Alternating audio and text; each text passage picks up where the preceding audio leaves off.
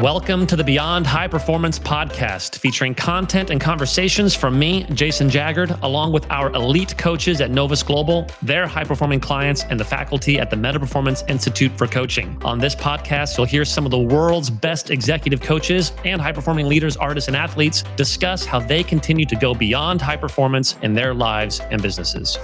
You have to adapt. You know, as humans, one of the incredible qualities we have is the ability to adapt. And I think sometimes we get stuck, you know, we want to feel comfortable. We don't like feeling, you know, I don't like not knowing what I'm doing or the unknown and all this stuff. It's like,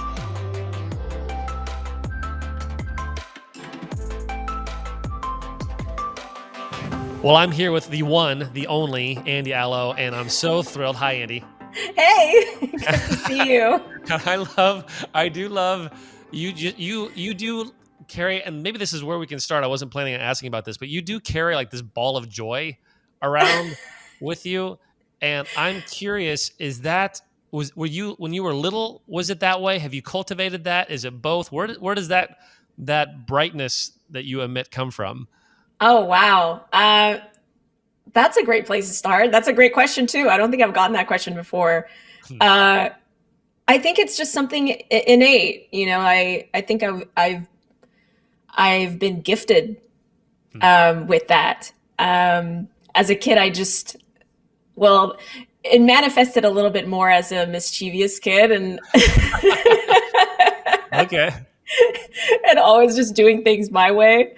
But yeah, I would say that that's something that's just naturally come to me. And finding silver linings in every situation. Yeah, well, and I like that you mentioned the mischievous part, because you seem like the kind of person who is aware that they can get away with stuff. I'm not claiming that. I'm not going to. No? That is claiming it, though. I feel like the denial is the affirmation. Because, you know, I mean, like, come on, like you just flash that smile and it's like, okay, you know. Right. I guess to a certain degree, we all know kind of to what extent we can get away with things. Right, Jason. Right. But I think, yeah, it's, you know, knowing our power and knowing, you know, okay, I can use my charm in this way, but being careful. Well, what's that in Spider-Man when the dad says, you know, with great responsibility comes great power. Or wait, with great power comes great responsibility. Yeah. Nailed it. That's the saying. Yeah. I really appreciate you saying that. That's one of my favorite things when I meet people is how aware are they of gifts or talents that they have, because oftentimes if they're not aware of it or they refuse to own it, then they may misuse it. And it is undeniable. This isn't like a compliment. This is like cold-blooded analysis. Like, you are charming, and and it is a gift, and people can use that for all sorts of things. So even like hearing you say, to be careful with it. I'm assuming there are really easy ways to misuse that, and then there are really fantastic ways to use that. Yeah, absolutely. And that's growth, right? That's maturity. And I think as you learn from your mistakes, your experiences, and you recognize, I'll speak for myself, you know, I recognize, okay, I've been lucky enough to be gifted this ability and have this likability or charm or whatever you want to call it. Yeah. And I feel like I'm just going to keep like talking about superheroes, but it's like, I can use it for good or I can use it for evil. And it's like, okay.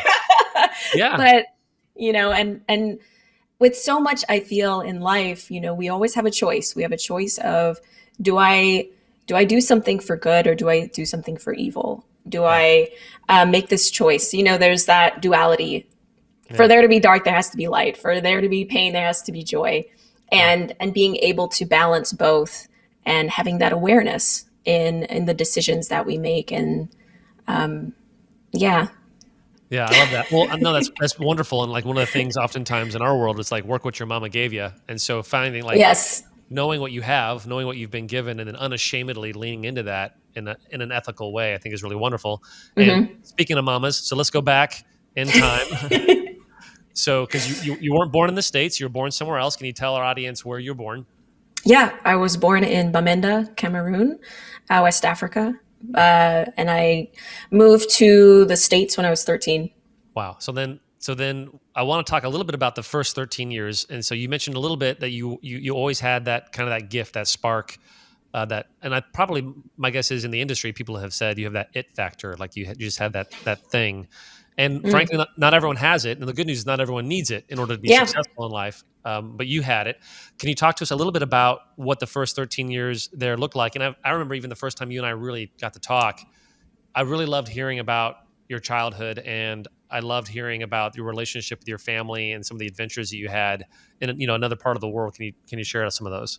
Yeah. Let me start over. Um, yeah, I grew up in a time that was much simpler, Hmm. and there was such a focus on family, community, on, we always had people visiting, we had family dropping by unannounced. But that was just, and it was like, we're welcomed. You're welcomed. So Yeah. there's always food, there's always enough to go around. And there was never this kind of lack, or feeling like, there's not enough for me. Mm. Despite being the youngest of five, I think. So what was that like? I mean, does that mean, did you feel like you have, I don't know if you buy into the birth order stuff, but like, do you have like baby characteristics? I mean, obviously you're the entertainer. Are the older siblings at all like you? In their own way, I'm the only one who's pursued a career in arts, but they're all artistic, Mm. and they're poets, they're writers, they're carpenters. They're very artistic and creative. And my brothers used to play piano and sing in Mm. high school. So Mm. my mom is a trained pianist, and so we grew up kind of with that uh, influence. And my dad has this huge record collection, so we were always listening to music, Mm. and just surrounded by this vibrancy. My dad and I would go on these road trips, and he'd have the plug-in compact disc Yes. CD where you plug it into the like the cigarette bud lighter thing in the car. Yes. Yes. You get the little tape player and you plug it into the tape player. Yes. Yes. and, and he would play like Fleetwood Mac, and we would just be singing on these road trips, and it really just, yeah, it harkens back to a simpler time where it was just about family, and just being a kid. I played in the dirt. I had full on soap operas that I would just put on. What? Like, Hold on. Hold on. So, is there a production process? Would you write these, or were they more spontaneous? Like, what did that look like? full, no, it was improv. Just, but I would remember the full storyline, and I would pick up where I left off by myself. Hmm. I would be playing all the characters. Hmm. And if we ever had a gathering at some point during the evening, I would go and start dancing and putting on a show. Always born entertainer. That was something I knew I always wanted to do. Yeah, and a couple of things about that, even for leaders who are listening to this, and parents, I think too, the power of environment to shape somebody is really fascinating to me. Kind of the paradox of the power of the environment, but also your own volition, and you choosing to do something even when the environment is telling you to do something else. I just love that you were born into music. Yeah. And also culturally, that wasn't the typical route, in the Mm. sense of, okay, yes, you can sing, yes, you can entertain, but go do the responsible thing Yeah. of being a teacher, a doctor, a lawyer, Mm. something that is assured that you can sustain and take care of yourself. Yeah. And it wasn't until I moved to America that I realized, okay, this is the land of opportunity. This is Mm. where, if you set your mind to something, it will happen. All you have to do is put in the work. That Yeah. It's interesting that you frame it that way. Is that retroactive? Like, or are you telling that narrative now looking back, or did you have that sense when you were 13 years old coming here for the first time? Uh, Yeah. Growing up, that was the um not the mentality, but that was just, I guess, the programming was, mm, and the messaging was that, okay, America, that's land of opportunity. mm, And if you've got a dream, if you've got something, that's where it can happen. yeah. And And not that it couldn't happen in Cameroon, it's just it's different, and I think the idea of America being this, land of the free, land of the place where you like, okay, anything is possible. So when I moved here, it's like, okay, I can actually be an entertainer and a Mm, performer for a living. mm. So then, and you carry that. So you're 13 years old. You're in Sacramento, and you're like, I'm going to be an entertainer. Oh yeah, yeah. I have a time capsule I made when I was 13, Hmm. and we had this school project in middle school, and I wrote out an entire plan. By 16, I was going to be on tour. I was going to have an album out. I was going to be performing. I had it all figured out. That's incredible. I was like recording demos on cassettes for record labels. I went all out. I really believed that. Now it took a little longer, but Yeah, it usually does. So hold on. but yeah, That's really interesting. So first of all, do you still have that time capsule? yeah, yeah. It's somewhere at Yeah. my mom's. Yeah, yeah. Moms are good for that. The Yep. the when I go home, my bedroom is kind of still a shrine to that season of my life. Listen, I know. I try to talk my mom into like pulling down like the all my accolades and Yes, posters and things like that she has all over the place. And she's like, yes. no, how could I? And I'm like, oh God. You know what? I kind of, it's a catch-22 because I'm like, do I want them to turn that into an office? Because I kind of, when I go home, it's kind of nice. But anyhow, there's a couple of things there. One is, and I think, you've been exposed to coaching and you're a coach yourself, and that's kind of a sliver of your life. There's so many other things that you're up to. But looking back, I think it'd be easy to see how you created a plan. Like whether you want to call it visualizing or you were dreaming and it wasn't just a dream. But I just wonder how many people move to LA and they have a dream or a plan of becoming an artist or an actor or a performer, and they have like no plan. But you were 13 years old and you had a plan. Is that planning nature? Is that a part of you? Because you seem like a very free spirit. It's an interesting thing to hear that you came here and you have such this buoyant energy, but yet you still had a plan. Yes, I'm such a planner. Really? I love a plan, and I think that's kind of been my battle is balancing the two Yeah. of like, okay, going with the flow, and as much as I have a plan and being able to pivot, and I think that's where um, coaching and my own experiences have really taught me to really be like water. Hmm. And if you look at like, a river, it's going, it has a plan, like it's got a direction it's going in, but sometimes there's a rock, and sometimes there's a log that's fallen, so it's in the way. But what does it do? It just, yeah, we're gonna go this way. We're Hmm. gonna go this way. So it still moves forward. There's forward movement. And that's one of the things I loved with working with a coach and coaching myself is also that lesson of failing forward. And it's not a bad thing to fail. It's not bad, about when we make mistakes. It's Yeah. it's great. It's like, no, this is an opportunity. Well, that is a surprise, Andy. I would never have guessed that you were a planner. And by the way, I think that, so one of my favorite leadership quotes is leadership is the art of mastering paradox. And I love that you embody both of those things because I feel like when people quote the water quote, there's a subtext that means no plan. Mm, It's like be water. I think most people who resonate naturally with that quote are like, yeah, be water, just flow. And right. to your point, no, there's like you use the river. By the way, there's an ancient Hebrew proverb that says, "Where there's no vision, the people perish." And embedded in the Hebrew Mm, language is when it says vision, what it means is bounds of a river or banks of a river. And so that's a really evocative metaphor that you used. And by the way, a river. If anyone's ever been whitewater rafting, and you were in Egypt recently, weren't you? yeah. You spent quite a bit of time near and in, I believe, rivers. Yes. Yeah. The Nile River. Yeah. Yeah, like it's powerful. Like the river Yeah. is powerful, and it adapts.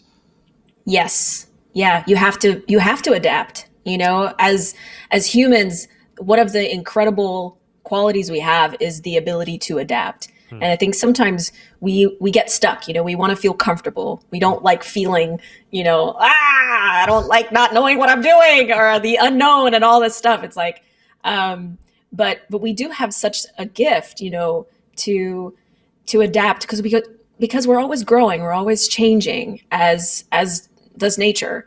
Mm. And it's really tapping into that of, okay, how can I adapt in this situation? And it's in everything, you know. So I think it's important, from business to personal to uh, every life, all the things. Yeah.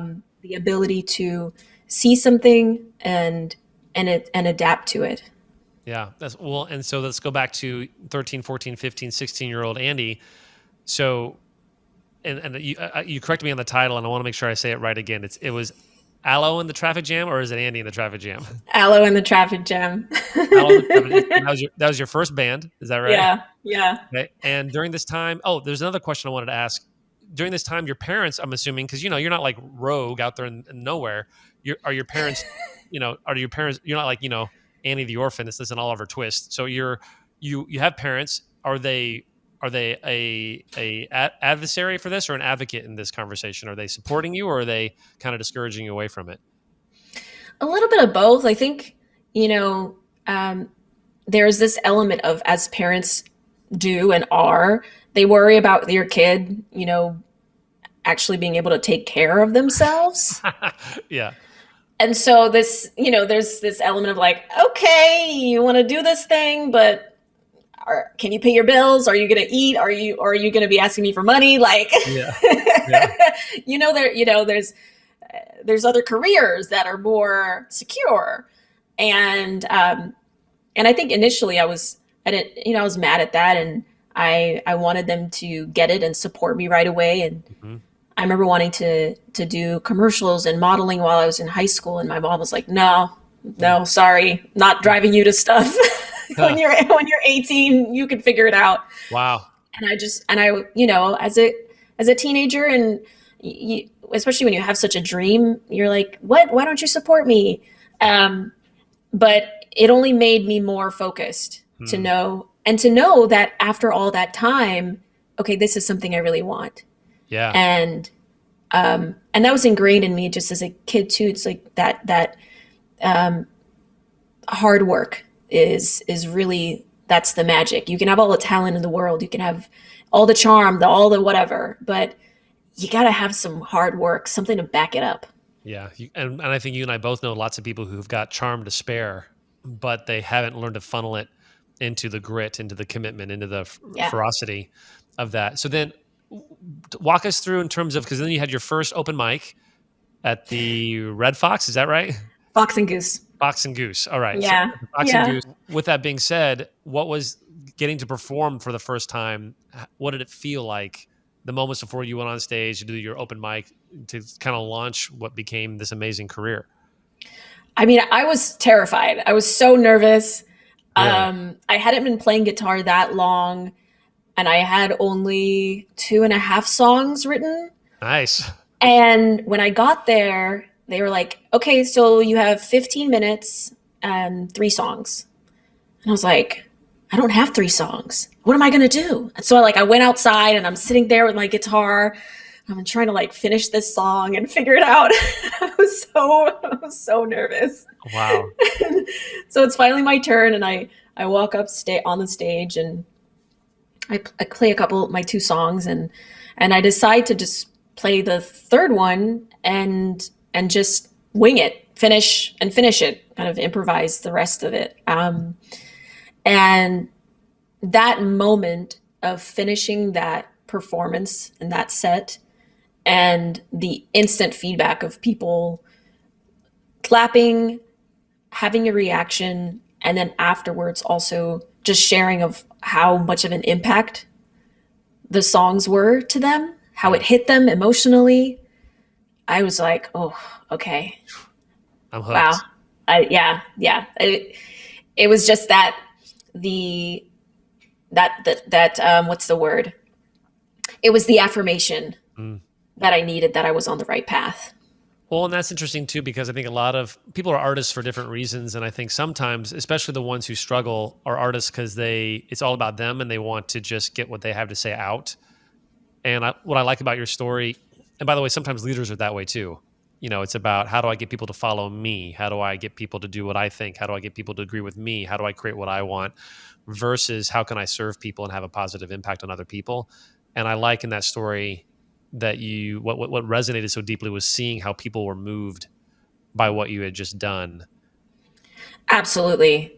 And I think I hadn't thought of it that way actually, with and hearing you put it that way makes me realize a lesson I think that's really hit home for me recently is it's so easy for us to get wrapped up in me, Hmm. my goals, how I'm seeing something, and what I want, what I need, like all Yeah. of this, right? And the second I stop, because that doesn't change, right? I'm going to know what I want and what I need. Period. I'm in my head. Yeah. But once I step out of self and I make it more about you, well, what do you want? What do you need? Where are you at? Hmm. Because then I get to know how we can dance. Yeah.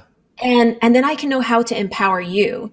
And in a magical way, I end up getting what I want and what I need way more faster than if I was just like, hey, this is what I want. Let me tell you, you da da da da da. You Yeah. know? Can you think of an example of that from your career in terms of where you shifted, or even, it doesn't have to be a before and after, but anything where you have intentionally sought to serve or have a positive impact in others and it opened up possibilities for you? The story that comes to mind is one that's has happened over and over again, Hmm. which is being on set. Hmm. And a lot of times, especially as an actor, you have that moment where it's, you hurry up and wait. So you're waiting forever. So it's like your time to shine, and they finally say, "Okay, we're ready for you," and you like go to set, um, and all the attention is on you, and it's an exercise, especially in this past season, filming season 2 of Upload, that I got to shadow the director. Hmm. So I got to sit in production meetings. I got to go on location scouts. And I got to see every single department really crafting this story. Hmm. And as an actor, like, yeah, there's all these departments. It takes a village to create something and bring this idea and show and project to life. But to actually see it happening, it gave me such an appreciation for, oh, yeah, this isn't about me. It has nothing to do with me. I play a part, but so do other people. And their part is just as valuable, if not more, Hmm. than my part. Now, that's interesting, and I love that the point from that story where when you started the story, what came up for me was why I don't imagine most actors shadow directors. So why did you? um, I found that through my work as an artist, I want to tell stories. I I'm a storyteller. I've been one as a songwriter, as a writer of scripts, and a poet, and so I was like, I want to learn about the other aspect of telling stories, and that's as a director. Hmm. So I put in a bold request of, can I shadow on this as my next kind of level of growth, Yeah. or as you might call my meta performance. Um, Yeah. Well, to growth. that point, did it feel like a bold request at the time? I don't want to insert drama where there wasn't, but were you nervous to ask the director for that, or did you already have a good rapport? Tell me about that, because there's so many good things about that, and I think this is one of the reasons why you are in some ways an archetype of meta performance for me and for other people who know you that we all know, which is why you're here. Is there is a curiosity about you? There is a where curiosity meets ambition. Like, you're a learner, and Yeah. you want to know everything in a good Yep. way. So like, what was that like when you asked the director to shadow? I felt pretty confident about it. I think also a conversation had been had prior where it was there was a soft pitch of, hey, I'm interested in this. Let me Yeah. gauge if that's like, if the, the water's warm. Yeah. And so to then kind of really make the bold ask, I felt pretty confident that okay, it was going to be a yes. Yeah. But even if I didn't have an interest in becoming a director and directing, I think there's such value in knowing all the parts to something, and it helps to remove ego, and to see the value in what everybody does. Yeah. And yeah. Well, that's convicting too, because I wonder, a great question for audience is how well do you understand the nuts and bolts of other people's lives on the teams that you either lead or are part of? And I Yep. think most leaders would reflexively say, well, I'm kind of in charge. I see kind of a big picture. I kind of get it. And my guess is if you were to talk to the people in your organization, you don't get it as well as you think you do. Not in a bad way, just in a, do you really understand what it's like to be the person who reports to the person who reports to the person who works for you? And when you make certain decisions, do you know how that impacts people's lives and how that shapes what they talk about at dinner with their families, or those types of things? There's an intimacy that I think that is missing. And I think when you get the tour of the set, it really helps develop your intimacy of the living organism that is the art that's being produced. Yeah, because at the end of the day, we all want to do our best. Hmm. We all want to feel good about what we do. And sometimes that doesn't really come out the way we think it is. Yeah. Or, to my idea of what I think your best is, Yes. might not be what you think your best is. Well, and when it doesn't go the way that I want, I think my tendency is to assume that people don't want to do their best, Right. and I think that's cynical. And I think you counterbalancing that by saying, "Hey, how can you default to believing that everyone's trying to do their best and wants to do their best, and when things aren't in alignment, how can we help each other win versus figure out who's wrong or bad or broken or whatever?" Yeah. Yeah. And there's this great book that I was referred to by Chris North, Yes. who's an amazing coach at Novus Global. Yeah. And it's a book I would say every human needs to read. Really? And Okay. it's The Anatomy of Peace. Yes. And that book radically shifted the way I saw people, and seeing them not as the enemy, Hmm. not as an object, but as a person. And it's so quick how it happens, how Yes. easily we switch to you're the enemy, you're not doing your best, Yep. you're blah blah blah blah blah, Yep. and we reinforce our belief about whatever's happening. And now they're an object. They're an object of, hey, you're not helping this company. Hey, you're not helping my vision, and I need to remove you. Yep. As opposed to, hey, you're a person. There's something going on, and let's talk about it. Let's mine it together because we are on the same team. And that's from business to, same personal relationships, everything. Yeah, that's so good, Andy. And I think you're a good model of that even on set, because I think stars can sometimes. I think there's probably stars is an apropos metaphor because they have a gravitational pull and things revolve around them. And Yeah. I think that it'd be easy. It would be natural to begin to drift into thinking the world revolves around us.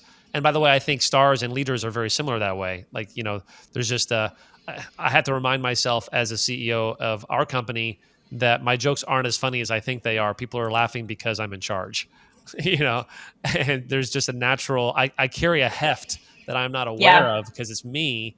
And I think, Right. right. And it's the same. Well, let me ask the question. Is it the same for stars on sets to where you become blind to your own, that you're the 2,000-pound gorilla in the room? I think you can. Um, Sometimes there's that feeling of responsibility and pressure to carry a show or to be the leader on set, and you're in your head because you're like, well, I have to do all these things XYZ in order to set up the the environment or make sure I'm always on point. And so you're really focused on yourself. Um, and, and it cuts you off, because then you're like, I don't want to offend anyone. I don't want to. And, I think it's that balance, of being aware of, okay, like going back to the beginning of what we talked about, right? Knowing your power. But with that, having that responsibility of, okay, I know I'm leading this show. I have that responsibility to show up differently, but how can I also be an example of I'm not going to drink my own Kool-Aid. Hmm. And I think that's the trap, where we start to drink our own Kool-Aid of like, yeah, I'm the, whatever, like, like get out of my way. Someone go get me a coffee, whatever, And again, it's like, whoa. You're a human, like relax. And there's other people in the room. Yeah. Well, and now that we're on the topic of being the lead, you're the lead of Upload, which is a show on Amazon. Season 2 comes out in March. And Yeah. I'm leaving out a really big part of your story, which is when you got to collaborate with Prince, one of the greatest artists of all time. We're gonna end the conversation with that. But first, I want to talk about, since we're talking about being on set, I do want to talk about your acting career. And I'm curious about pull back the curtain and talk to us about how you landed the role, because you're the lead. You are the person. I mean, it's an ensemble cast and everything, but when the posters and everything, you're the person who's in the middle. And like when I Google you, I'm doing the research. There is you. So talk to us about landing that gig. Talk to us about the evolution of how you got to be the star of a great show on Amazon. Well, I have to give credit to Greg Daniels, who really built an amazing cast, and also my co-lead Robbie Amell, who's just such a joy to work with and play off of, and the show centers around our story, and I got the role kind of in a typical fashion by auditioning. Yes, and it was one of the most fun auditions I've had. And we just played. Like I'm reliving it a bit. I went in there, I had it all planned, and I think this is an example of going with the flow. I had a plan, I had broken it down, and it was a half-hour comedy, It's from the guys who did The Office. So I'm like, all right, cool. I got an idea. I'm going to go in and do da-da-da-da-da. Hit the jokes. And I was in there with the casting director. We did it once. And she was like, okay, so let's throw all of that out and don't hit the comedy. Just, this is natural. Like, they're not looking for like someone who's trying to, here's a, put them that, whatever. Were there rim shot jokes in the script that you had memorized? No. You were bringing that to it. There were, when you look at a script, if there's certain jokes that are like, oh, this is where the funny is, then you make sure that you have some emphasis on it. Okay. So it was one of those moments as an actor and I think sometimes you can freeze if they give you a direction like that. But I was so thrilled because I didn't want to feel so bound by, okay, I've got to hit this joke. I got to make sure it's funny. It was so great just to let it all go. Yeah. And that's the joy in playing, is being able to know when to let go of your plan and just really be in the moment. And as an actor, that's, in your training and how we're taught is to have a plan, have a general sense of the story, the script, the scene, what's happening, and know what you want to do. But on the day, you let it all go and you trust that it's there, and then you just play, and then you're focused on the other person. Anyway, that was a sidebar, but the audition was just really fun. And so I got to play.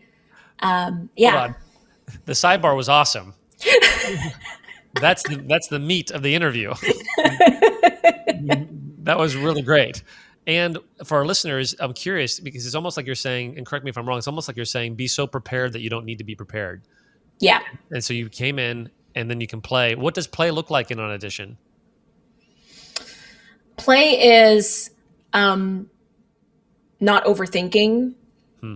It's trusting that the other person who is the casting director or the producers or the whatever want you to do as good a job as you do. Nice. And I love the synergy and how everything's kind of tying in together right now because Yes. it makes me think of again like, hey, we're on the same team Yeah. as opposed to I'm an actor, please like me. Oh my God, like they're gonna hate me, they're da da da da. And it's like actually they want you to win. They want to cast this role Yeah. so bad. They're hoping it's you. So their job is done. Yeah. So they're not the bad guy, you Yeah. know? And And yeah, that is such a counterintuitive perspective on casting directors, which if there are any casting directors listening to this, I'm sure will appreciate. right. Right? Because like even Yeah, like La La Land, in La La Land, the enemy of the show are the casting directors. you know, right. like I that's know they get a bad rap. They they get get a a bad bad rap. rap. But I wonder if you walk into to your point with Anatomy of Peace, and we'll put that book in the show notes. If you walk in preloaded to see people as the enemy, you're gonna invite that out of them. But if you walk into an audition seeing them as collaborators, you're going to invite that out of them. And my gut from being just around you a little bit, Andy, is you're whether it's trained or natural, you have a natural way of people feeling like you're for them. They're that you're on their Mm, team. And I wonder if thank that you. I wonder if that makes people want to root for you, and if that helps you be more successful than if you were to show up with a different way of being. And I don't mind the sirens. That's the way life goes sometimes. But it was around. Wait for it. The enemy. Casting directors getting a bad rap. Yeah. And by the way, we should bring the sirens in because the reason why you're in Chicago, we cut this out because we weren't recording yet. The reason why you're in Chicago, and of course, when you're downtown Chicago, there's going to be sirens Yes, in it's a Chicago. city. That's right. And you're not there on vacation because who goes to Chicago for vacation in February? What are you doing in Chicago? I'm filming Chicago Fire. Yeah. Yes. And correct me. So you've been on this a couple times. You told me before. Is it a recurring role? Are you a regular? And I forget sometimes to use the right language for where actors fit with the titles and things like that. Yeah, I'm a recurring. Yeah. That's fun. Yes, which is it's so awesome. I love this crew. I love the cast. I love this character, and she's different from Nora, who I play in Upload, and more buttoned up. You know, she's in law enforcement, and yeah, it's a lot of fun. That sounds awesome. Okay, so just for the sake of time, I'm going to pivot into probably one of the loudest parts of your life in terms of people Google you.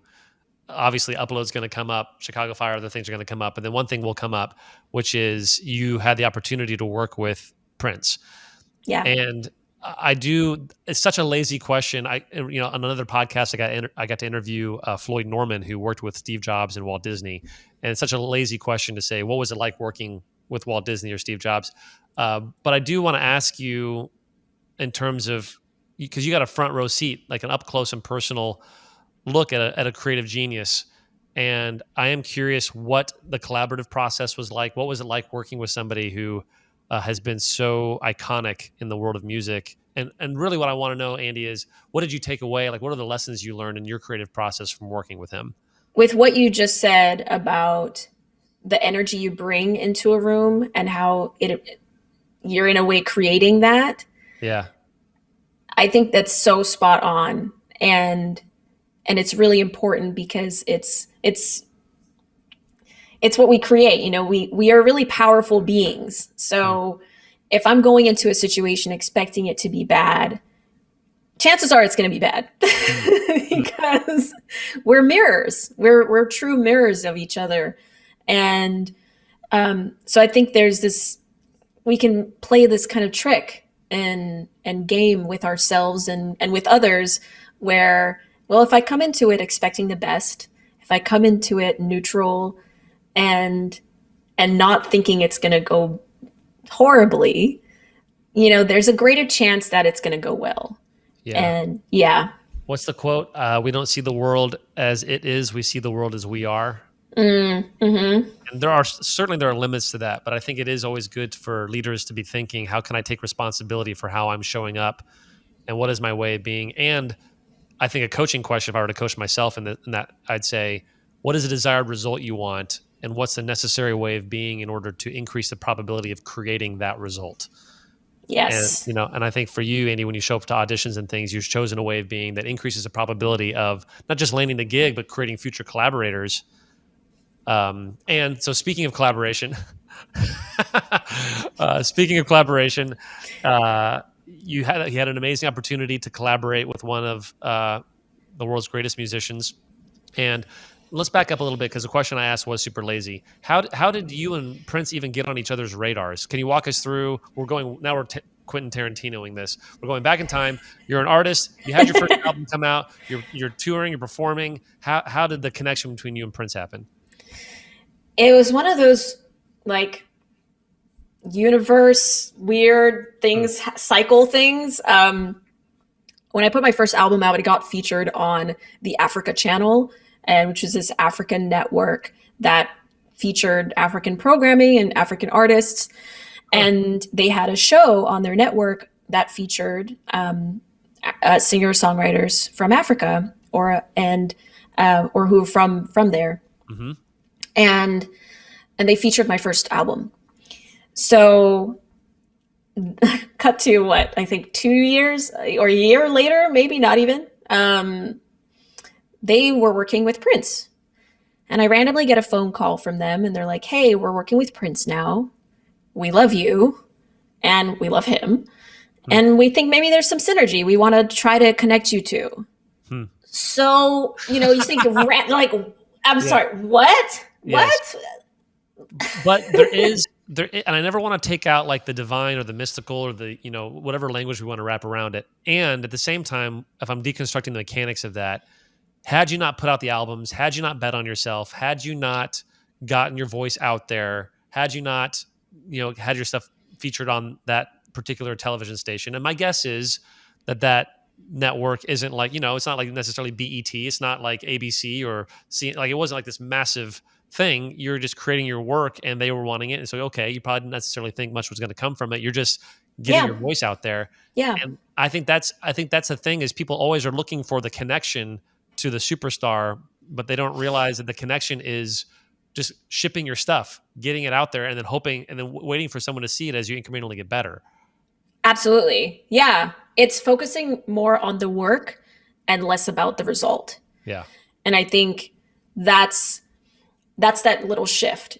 As much as we plan, as much as I have the vision and I see where I'm going, that 10 out of 10 Yeah. vision for myself, being able to step back and say, all right, I still got to take a step. I still got to put one foot in front of the other and Yep. trust that it might not happen the way I've envisioned it. It might take a detour here and there, but trusting that I'm eventually going to get there.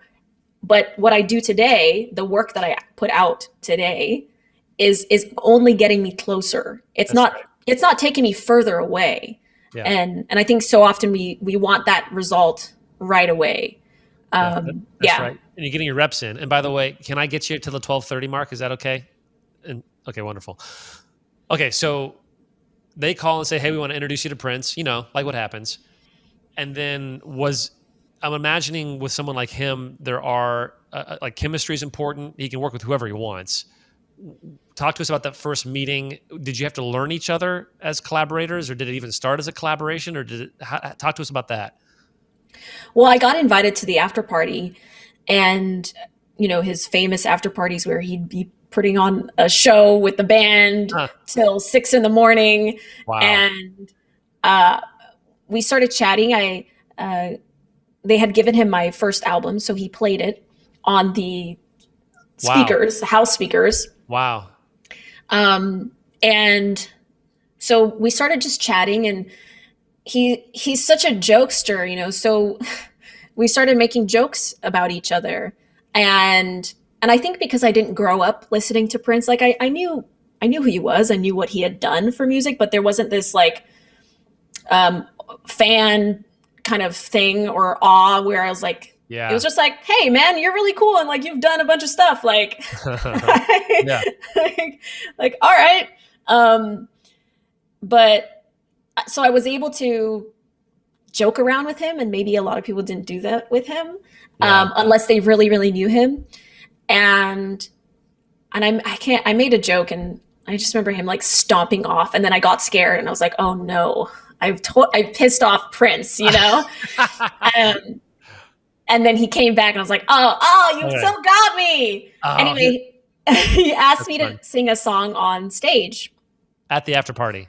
at the after party. So this is all at the after party, and something you said about putting in the reps is so true about this, because had I not put in the reps playing my guitar every night, practicing, writing my own songs, putting out my album, doing open mics, you know, that grunt grit work that Yeah. isn't glamorous, Yeah. that moment when I was asked by Prince to hop on stage at a after party at 4 in the morning to sing a song with him playing, I wouldn't have been ready. You know, it's that age old saying, you know, opportunity meets preparedness. That's what luck is. Yep. And I that was the opportunity. I was prepared because I'd been putting in the reps.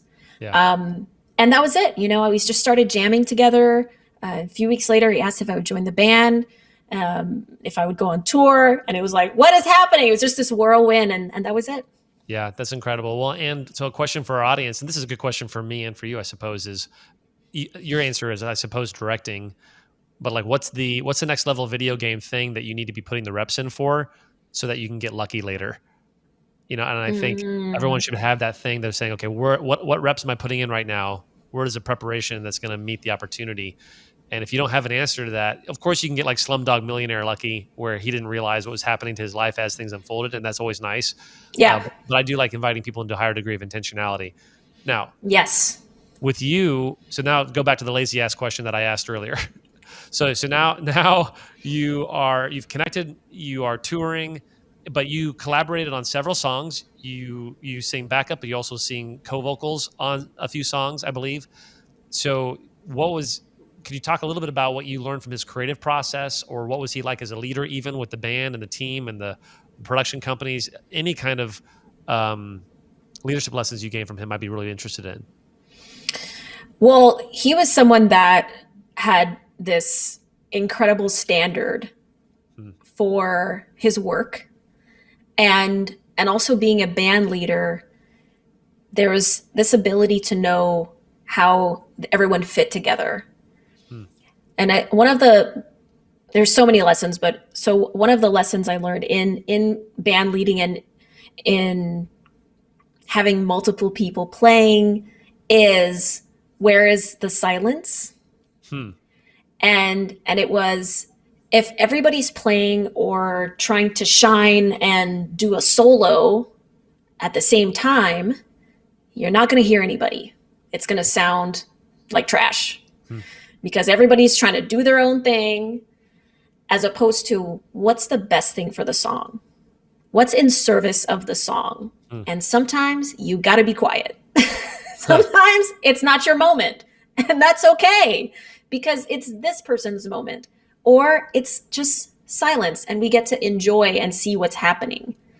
So he had this really beautiful way of allowing people to shine when it's their moment to shine, and they could really shine because everybody else was there in service of them. And I think that applies in a multitude of ways. Yeah. um Yeah. in Yeah. Keep going. um so Oh, that yeah, go ahead, you yeah. So go. well, I don't know if you're going to elaborate on that, because I think there's a brilliance there. Again, it's a paradox of, um, maybe it's not a paradox, but it is like I suppose, so I'm thinking as you're telling that story, because I want to apply Prince leadership lessons to me, like in terms of whose turn is it to shine, and is everyone getting behind that person to help them shine, trusting that. And I would imagine, did you ever sense Prince have a feel for making sure everyone kind of got a turn? Was it democratic that way, or was it just purely about the song, or did you ever sense, okay, and not this is we got a world class bassist here. We're going to let you show off here in a second. Did you sense him do that? Absolutely. Yeah. It was it was knowing like, okay, I have the best musicians with me and you'll have your moment. And when you have it, one, don't mess up. Oh yeah, So that was that pressure. You can't mess up. yeah, But something that came to mind too, and I think this is beneficial to our listeners and to everyone really, is that after every concert, we would sit down and rewatch the show. really. And it wasn't to feel bad, even though sometimes you did, Hmm. but it was to see where you could get better. And I know athletes do this too, but I hadn't experienced that as a musician, and that's something I've carried, and it has supported me in my ability of like I always want to keep learning and seeing all the parts Yeah, because and seeing where you know what that wasn't my best, or hey, you know what I'm doing this thing. I think that's getting in the way, or I don't quite like that, or hey, next time I'm going to try this because I'm having a crutch now. I'm seeing where I'm maybe leaning on that a little too much, and it allows for self reflection and this awareness and commitment to growth. the growth. Yeah. That's profound. What was it like? Can you give us a little bit of the anatomy? Is it just the musicians? Is it the musicians plus the production team? Who's in that meeting when you're watching the tape? It was the musicians, Prince, Hmm. and the top, like the production person who was gonna in charge of all like the production aspect of things. And when was Um, there any instruction? Was there any, not to get so tactical, but like was there any instructions ahead of time? Did Prince set it up? Was he the master of ceremonies? Was someone else in charge? Did people have notepads? Would they pause and stop and say, or like how did that work? he was in charge, so he would pause it, or he wouldn't, or he'd fast forward because Mhm. he was a genius in this way. So where he knew where the mistakes had happened Mm. Yeah. after like a 3 hour show, he like knew. He's like, okay, there's this thing that happened on this song, and let's go watch it, Hmm. so you can see what you did, um, and so you don't do that again, Yeah. or do that better. And or if there was an idea, of like, ooh, we did this thing here. I don't think it plays. Let's do this differently, and we'll practice it at rehearsal the next day, or at sound check the next day.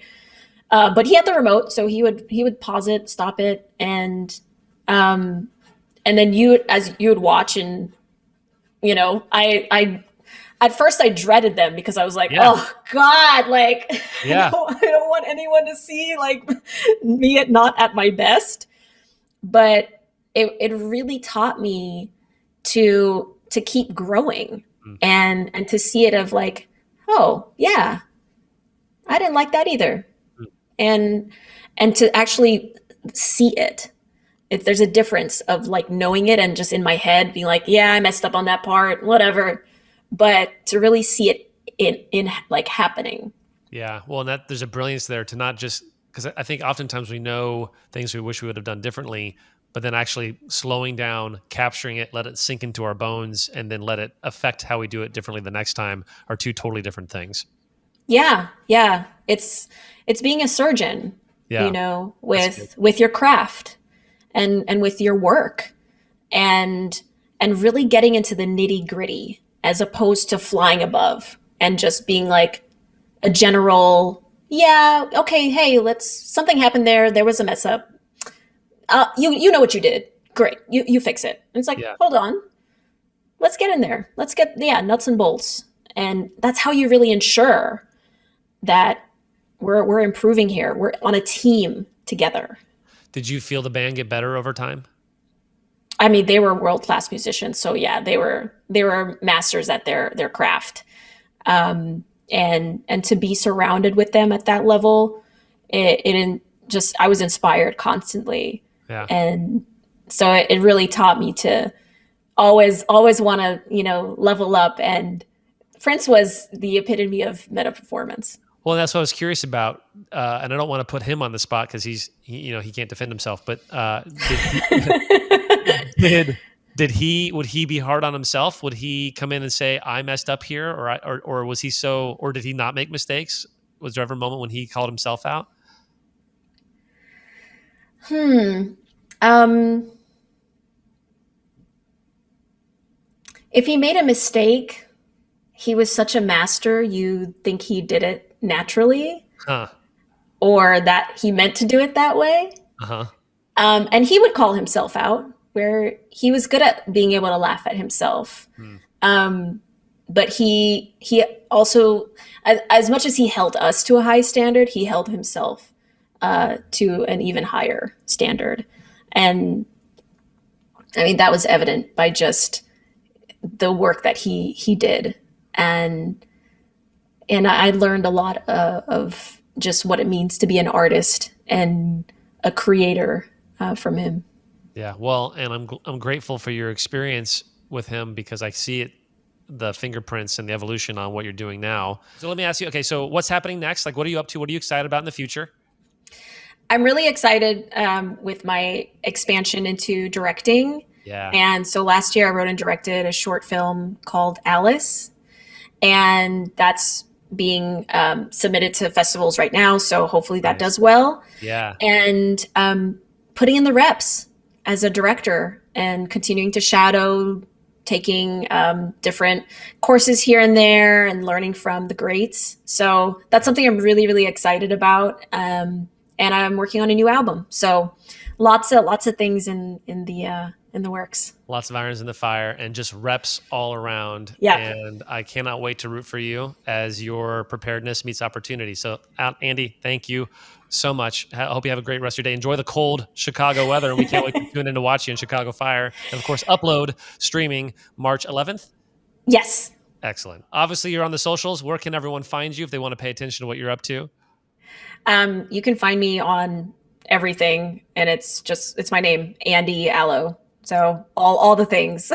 All the things: Instagram, the TikToks, the Twitters, the Facebooks, the MySpace, Yep. the Spotify.